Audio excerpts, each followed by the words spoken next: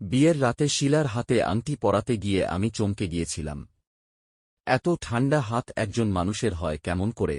এর আরও পরে আমি বুঝতে পেরেছি শিলার শরীর বরফের মতো ঠান্ডা। আমি শিলার কাছাকাছি কোনোভাবেই যেতে পারছিলাম না। স্বামী স্ত্রীর একান্ত সান্নিধ্য ও সম্পর্কের সময়গুলোতে ওর বরফ শরীর আমাকে অস্বস্তিতে ভরিয়ে তুলত। যেন মৃত মানুষের শরীর, বরফের মতো ঠান্ডা ও শক্ত। আমি ছিটকে দূরে সরে যেতাম। অশরীরই মনে হতো সবকিছু। শিলা ওর ব্যর্থতা মেনে নিয়ে চুপ করে থাকত। আমি কারো সাথে এ বিষয়ে আলোচনাও করতে পারছিলাম না লজ্জায়। অল্প কদিনের বিয়ে, কাকে, কিভাবে কি জিজ্ঞেস করব ঠিক বুঝে উঠতে পারছিলাম না।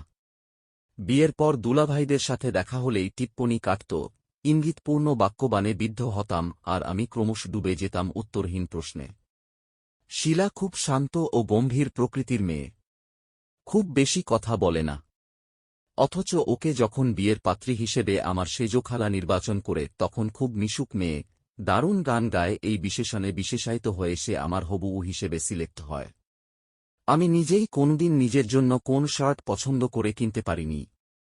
বই ছিল আমার প্রথম ও শেষ প্রেমিকা, তাই বউ পছন্দ করা আমার দ্বারা হচ্ছে না, সেটা সবাই বুঝে গিয়েছিল। তাই মা খালারাই দায়িত্ব নিয়ে বিয়ে দিলেন। হ্যাঁ, প্রেমিক মন তো একটা ছিলই। কেউ একজন জীবনে আসবে, আমার সবকিছুকে মায়া মমতা ভালোবাসায় ভরিয়ে দেবে, এসব কত কিছু ভাবতাম। তাই শিলাকে পেয়ে আমি স্বপ্ন দেখতে শুরু করলাম। তারপরেও আমি শিলাকে মানিয়ে নিতে চেষ্টা করলাম।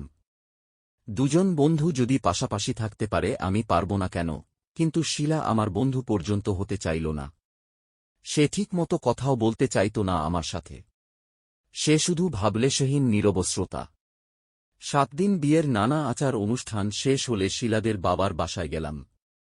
বিয়ের সময় বরযাত্রী হয়ে ওদের গ্রামের বাড়ি যাওয়ার কথা থাকলেও কোন এক অজানা কারণে বিয়েটা ঢাকাতেই হুটহাট করে হয়।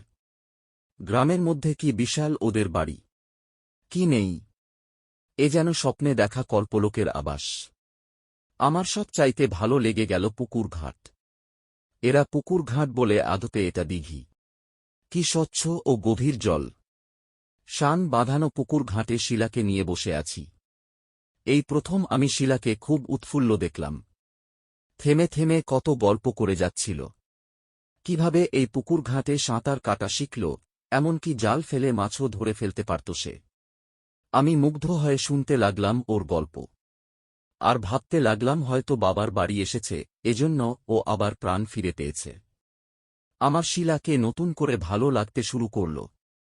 ফেরার পথে পুকুর ঘাট ঘেঁষে শিলার দাদির কবর। শিলা কবরের সামনে এক ঠায় দাঁড়িয়ে রইল। আমার শ্বশুরবাড়ির সদস্য সংখ্যা বলতে আমার শ্বশুর শাশুড়ি, শিলা আর ওর ছোট বোন কান্তা আর ওদের মামা থাকে। যদিও আসা অবধি আমি মামা শ্বশুরের দেখা একবার পেয়েছি। অত্যন্ত ব্যস্ত থাকেন তিনি। শ্বশুরের ব্যবসা দেখভাল করেন সেটাই শুনলাম। 5 দিনের ছুটি নিয়ে আসা আমার মোটামুটি 2 দিন এ বাড়িতে ভালোই কেটে গেল। কান্তা মানে আমার শালীর সাথে বেশ খাতির হল আমার। এ বাড়িতে কথা বলার মতো ওই একজনই তো আছে। সারাদিন আত্মীয় স্বজন জামাই দেখতে আসে আর আমি সালাম ও ইন্টারভিউ দিতে দিতে ক্লান্ত। বিকেলে কান্তার সাথে বসে পুকুর ঘাটে অযথাই ছিপ ফেলে মাছ ধরার নামে গল্প করছি। জামাই আসা উপলক্ষে পিঠা হচ্ছে, সেখানে শিলা নাকি সেখানে বসে আছে। দুলা, তুমি সাঁতার পারো? কান্তার প্রশ্ন। আমি পারি না শুনে খুব হাসল। সে নিজেও পারে না সেটা ব্যাপার না। আমি বললাম, তুমি তো তোমার বোনের কাছ থেকে সাঁতার কাটা শিখতে পারতে। সে নাকি খুব ভালো সাঁতার কাটে, 1-2 বার নাকি জাল ফেলে মাছও ধরে ফেলেছে।